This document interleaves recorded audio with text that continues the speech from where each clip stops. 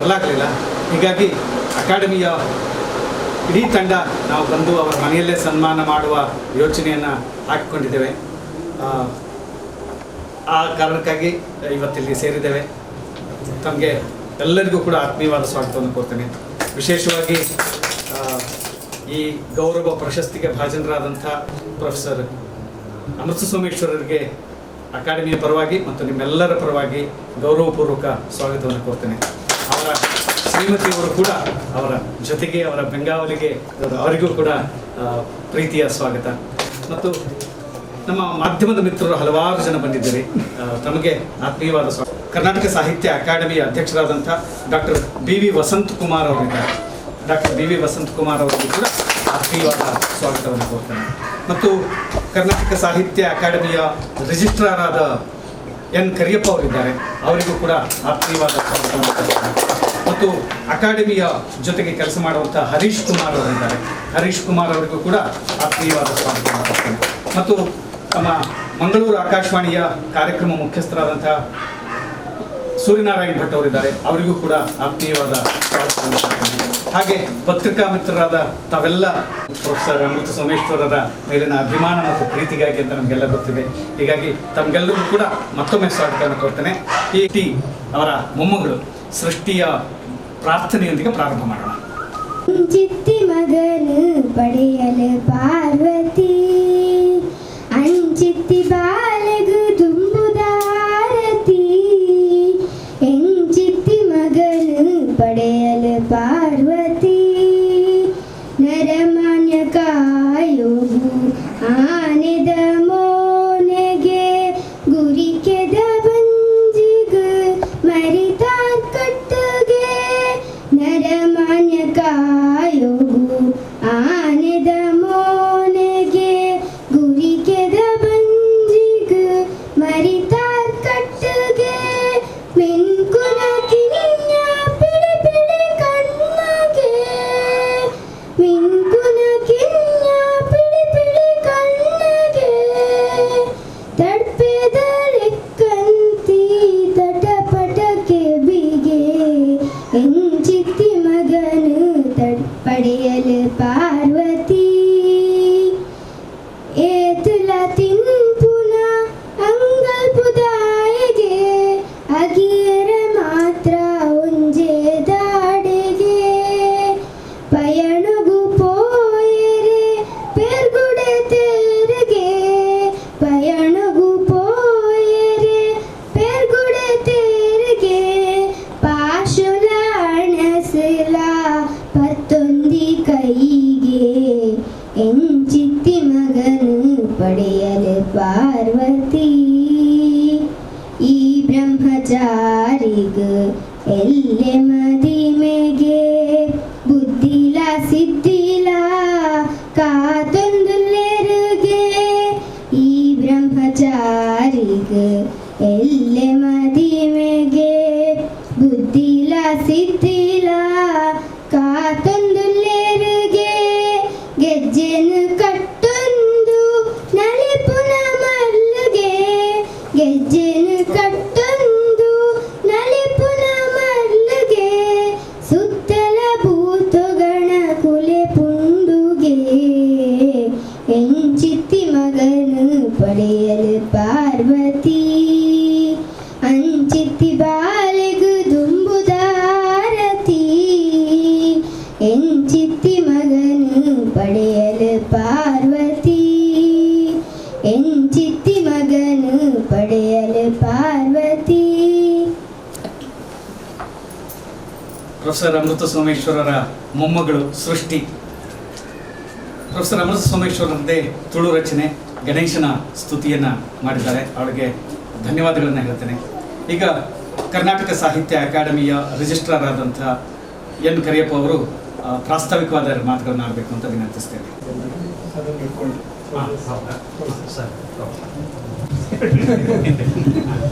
ಎಲ್ರಿಗೂ ತನ್ನ ಇದುವರೆಗೆ ಅಂದರೆ 1961ರಲ್ಲಿ ಪ್ರಾರಂಭವಾದಂತಹ ಸಾಹಿತ್ಯ ಅಕಾಡೆಮಿ ಅತ್ಯುತ್ತಮವಾದಂತಹ ಸಾಹಿತ್ಯ ಸೇವೆಯನ್ನು ಇದುವರೆಗೂ ಮುಂದುವರಿಸಿಕೊಂಡು ಬಂದಿದೆ.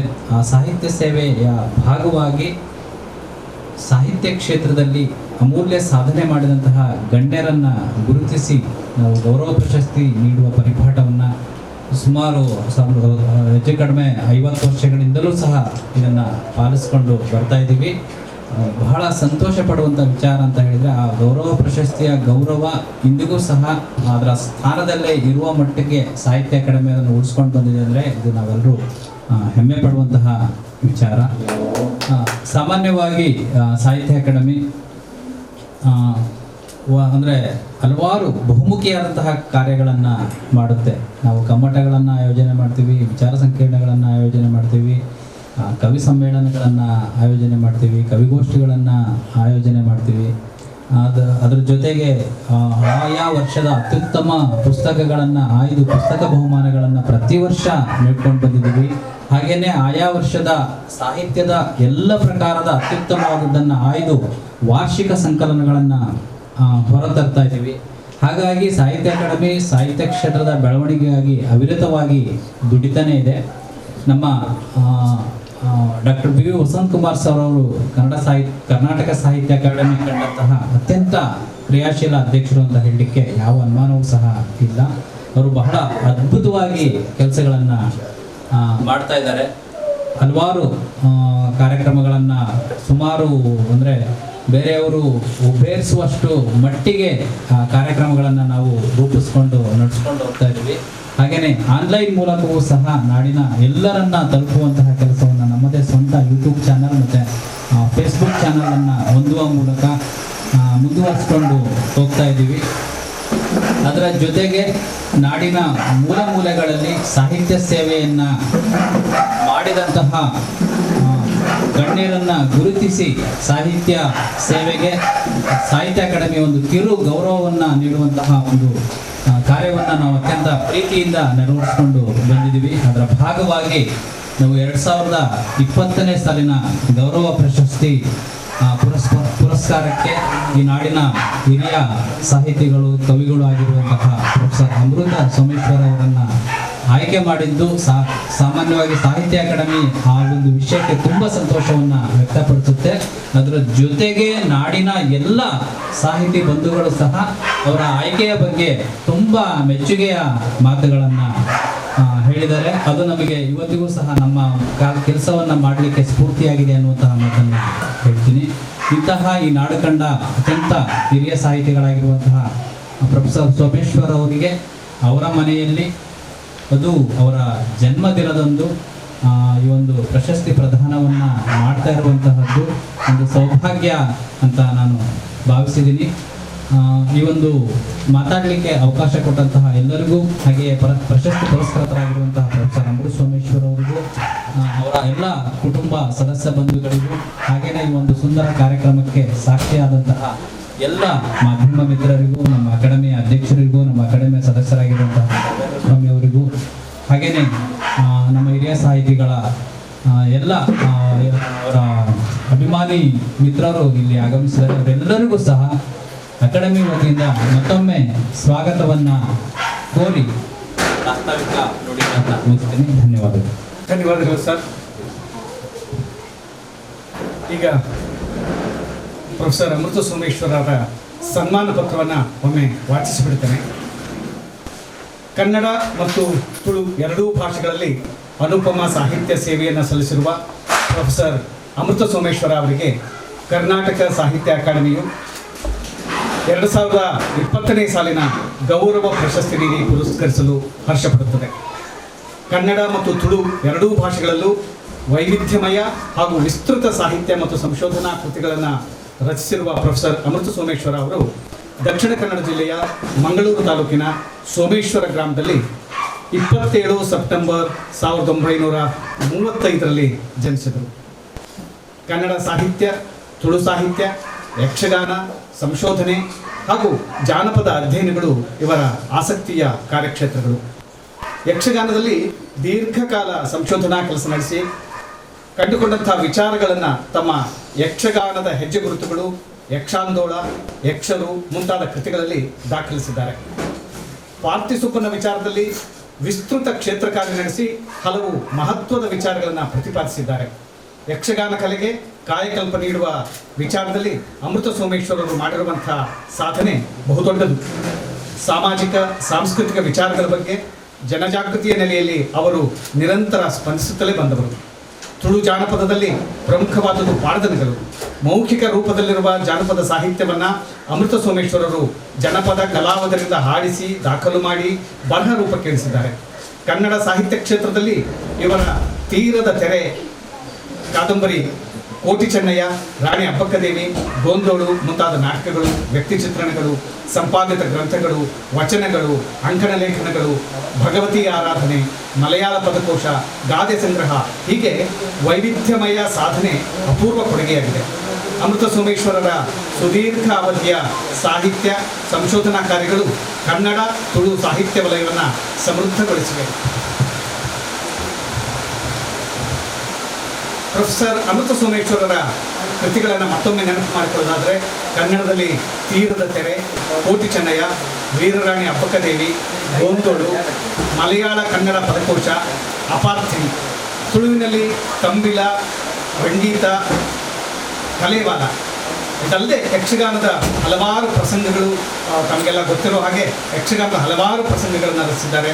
ಸಣ್ಣ ಕಥೆ, ಕವನ, ಕಾದಂಬರಿ, ವಿಮರ್ಶೆ, ಸಂಶೋಧನೆ, ನಾಟಕ, ಜಾನಪದ ಅಧ್ಯಯನ, ಯಕ್ಷಗಾನ ಪ್ರಸಂಗಗಳು, ಪದಕೋಶ, ಅನುವಾದ, ರೂಪಕಗಳು, ರೇಡಿಯೋ ನಾಟಕಗಳು, ಸಂಪಾದಿತ ಗ್ರಂಥಗಳು ಸೇರಿದಂತೆ 100ಕ್ಕೂ ಹೆಚ್ಚು ಕೃತಿಗಳು ಪ್ರಕಟವಾಗಿವೆ. ಹೀಗೆ ಕನ್ನಡ ಮತ್ತು ತುಳು ಎರಡೂ ಭಾಷೆಗಳಲ್ಲಿ ಅನುಪಮ ಸಾಹಿತ್ಯ ಸೇವೆಯನ್ನು ಸಲ್ಲಿಸಿರುವ ಪ್ರೊಫೆಸರ್ ಅಮೃತ ಸೋಮೇಶ್ವರ ಅವರಿಗೆ ಕರ್ನಾಟಕ ಸಾಹಿತ್ಯ ಅಕಾಡೆಮಿ 2020ನೇ ಸಾಲಿನ ಗೌರವ ಪ್ರಶಸ್ತಿಯನ್ನು ಅವರ ಮನೆಯಲ್ಲೇ ನೀಡಿ ಪುರಸ್ಕರಿಸುವಂಥ ಸೌಭಾಗ್ಯಕ್ಕೆ ಕರ್ನಾಟಕ ಸಾಹಿತ್ಯ ಅಕಾಡೆಮಿ ಭಾಜನವಾಗಿದೆ ಅನ್ನೋದು ತುಂಬ ಹೆಮ್ಮೆಯ ಸಂಗತಿ ಮತ್ತು ಗೌರವದ ಸಂಗತಿ.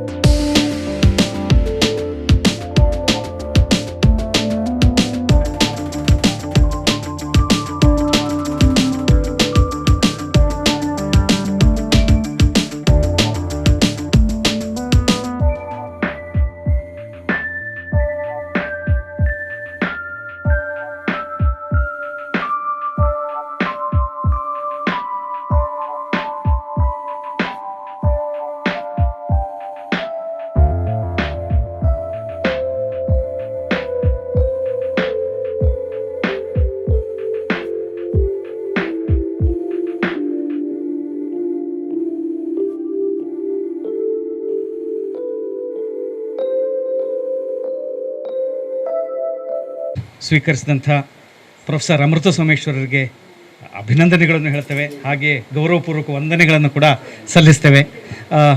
ಈ ಕುರಿತು ಈಗ ನಮ್ಮ ಕರ್ನಾಟಕ ಸಾಹಿತ್ಯ ಅಕಾಡೆಮಿಯ ಅಧ್ಯಕ್ಷರಾದಂಥ ಡಾಕ್ಟರ್ BV ವಸಂತಕುಮಾರ್ ಅವರು ಒಂದೆರಡು ಮಾತುಗಳನ್ನು ಈ ಸಂದರ್ಭದಲ್ಲಿ ಹೇಳಬೇಕು ಅಂತ ಅವರಲ್ಲಿ ವಿನಂತಿಸ್ತೇನೆ. ಪ್ರೊಫೆಸರ್ ಅಮೃತ ಸೋಮೇಶ್ವರ್ ಅವರ ಜನ್ಮದಿನದ ಹಾರ್ದಿಕ ಶುಭಾಶಯಗಳನ್ನು ಕೋರ್ತೇನೆ. ಕರ್ನಾಟಕ ಸಾಹಿತ್ಯ ಅಕಾಡೆಮಿ ಇವತ್ತು ಈ ಗೌರವ ಪ್ರಶಸ್ತಿಯನ್ನು ಅವರಿಗೆ ಸಲ್ಲಿಸೋದ್ರ ಮೂಲಕ ತನ್ನ ಗೌರವ ಪ್ರಶಸ್ತಿಯ ಮೌಲ್ಯವನ್ನು ಹೆಚ್ಚಿಸಿಕೊಂಡಿದೆ ಅಂತ ನಾನು ಭಾವಿಸ್ತೇನೆ.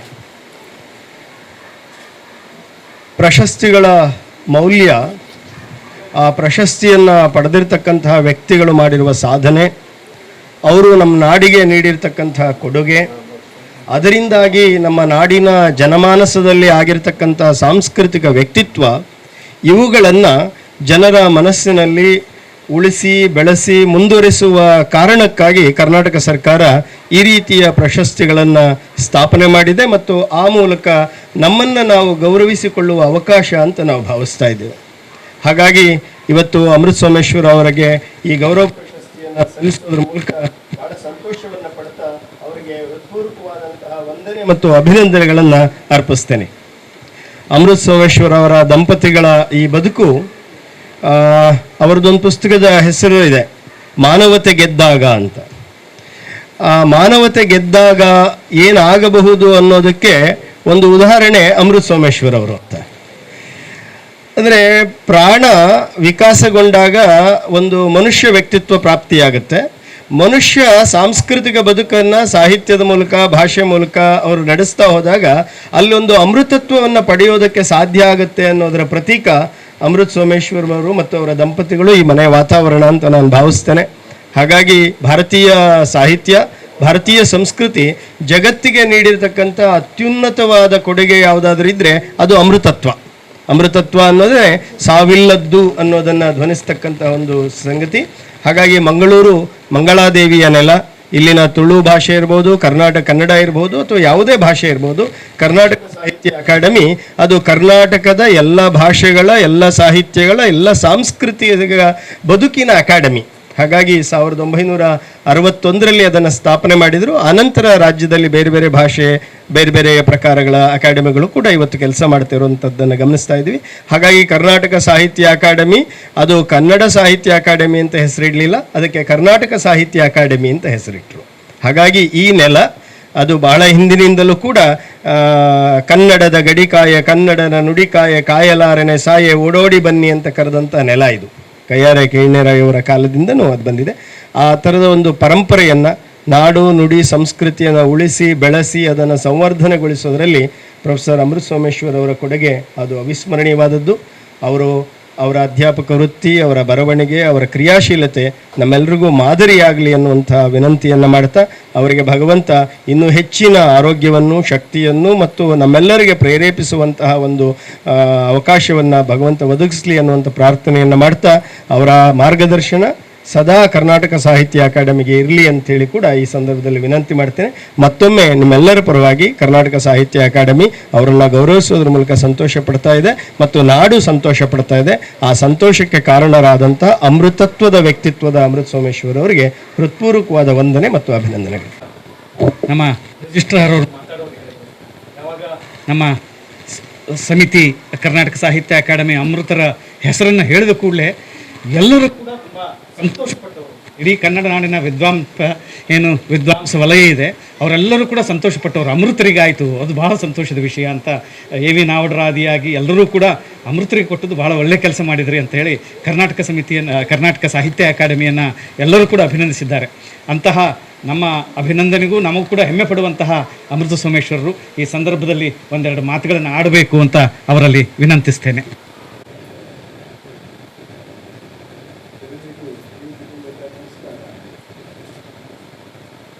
ಒಂದು ಮಾತಿದೆ, ಬಂಧು ದರ್ಶನ ಫಲವಲ ಸಂಸಾರ ತರುವಿಂಗೆ ಅಂತ.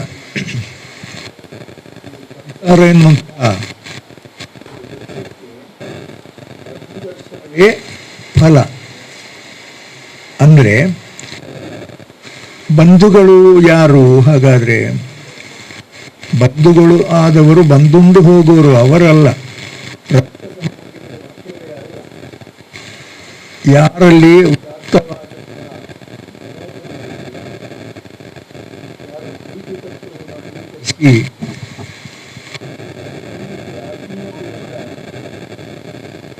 ಸಮಾಜದಲ್ಲಿ ಮಾಡ್ತಾರೋ ಅಂತಹ ಎಲ್ಲ ಒಳ್ಳೆಯ ಮನಸ್ಸುಗಳಿಗೆ ವಂದನೆಗಳನ್ನು ಅರ್ಪಿಸ್ತಾ ನನ್ನ ಎರಡು ಮಾತುಗಳನ್ನು ಆಡ್ತೇನೆ. ಪ್ರತಿಯೊಬ್ಬರ ಜೀವಮಾನದಲ್ಲಿ ಕೂಡ ಕೆಲವೊಂದು ಸ್ಮರಣೀಯವಾದ ದಿನಗಳು ಅಥವಾ ಘಟನೆಗಳು ಇದ್ದೇ ಇರ್ತವೆ. ಅದೇ ರೀತಿ ನನ್ನ ಬದುಕಿನಲ್ಲಿ ಕೂಡ ಕೆಲವೊಂದು ಘಟನೆಗಳು ಆಗಿವೆ. ಅದರಲ್ಲಿ ಕೂಡ ಇವತ್ತಿನ ಈ ಒಂದು ವಿಶೇಷ ಸಂದರ್ಭ, ಇಲ್ಲಿ ಸಾಹಿತ್ಯ ಸಂಸ್ಕೃತಿಗಳಿಗೆ ಸಂಬಂಧಪಟ್ಟಂತಹ ಬಂಧುಗಳು, ಪ್ರತಿನಿಧಿಗಳು ಇಲ್ಲಿ ದೊಡ್ಡ ಸಂಖ್ಯೆಯಲ್ಲಿ ನೆರೆದು ನನ್ನನ್ನು ಸನ್ಮಾನಿಸಿದ್ದೀರಿ. ಇದಕ್ಕೋಸ್ಕರವಾಗಿ ನನ್ನ ಅಥವಾ ನಮ್ಮ ಮನೆಯವರ, ನಮ್ಮೆಲ್ಲರ ಅತ್ಯಂತ ಹಾರ್ದಿಕವಾದಂಥ ಕೃತಜ್ಞತಾಪೂರ್ವಕವಾದ ವಂದನೆಗಳನ್ನು ಅರ್ಪಿಸಲಿಕ್ಕೆ ಸಂತೋಷ ಪಡ್ತೇನೆ. ಈ ಸಂದರ್ಭದಲ್ಲಿ ಸಾಹಿತ್ಯ ಅಕಾಡೆಮಿ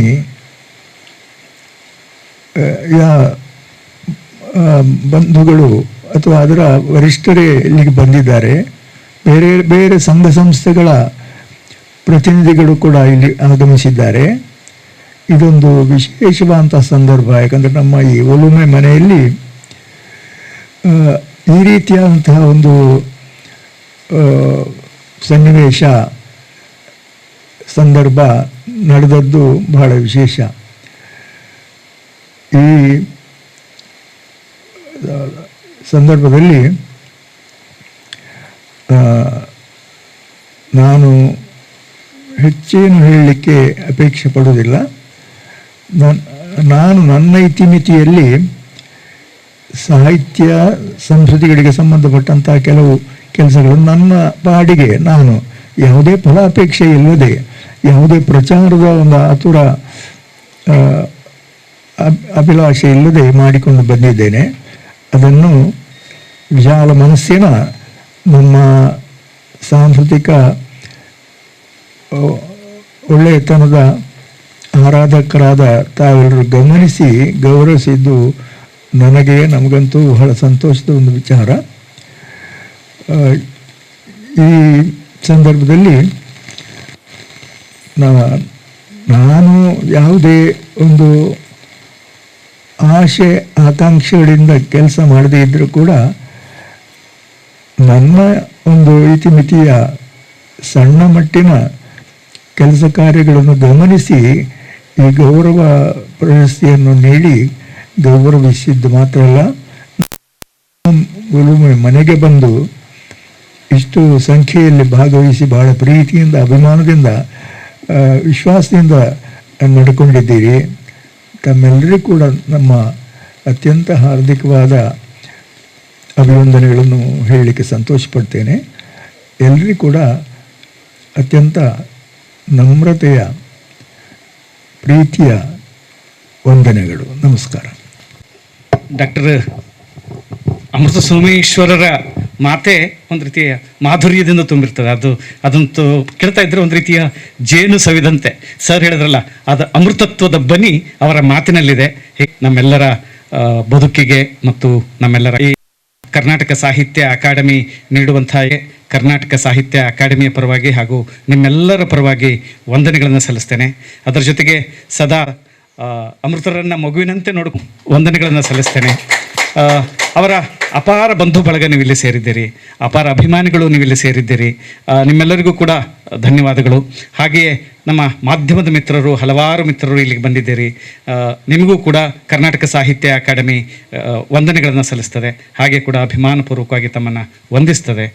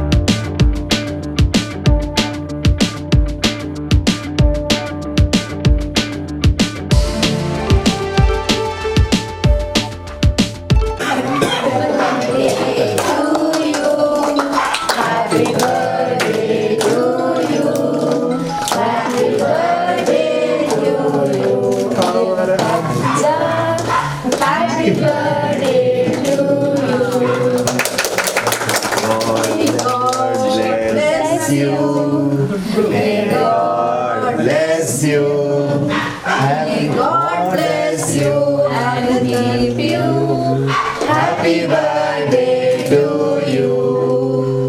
ಇದು ಕೊಡು ಸೃಷ್ಟಿ ಅಜ್ಜ ಕೊಡ್ಲಿ ನಿಂಗೆ ಹಾಗೆ ಸೃಷ್ಟಿ ತಿನ್ನು ಸ್ವಲ್ಪ ಅಜ್ಜ ಕೊಡ್ತಾರೆ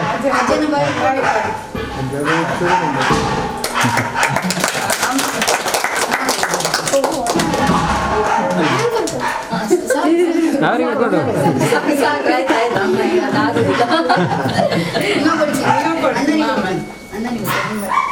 ಅಡ್ಡ ಅಡ್ಡ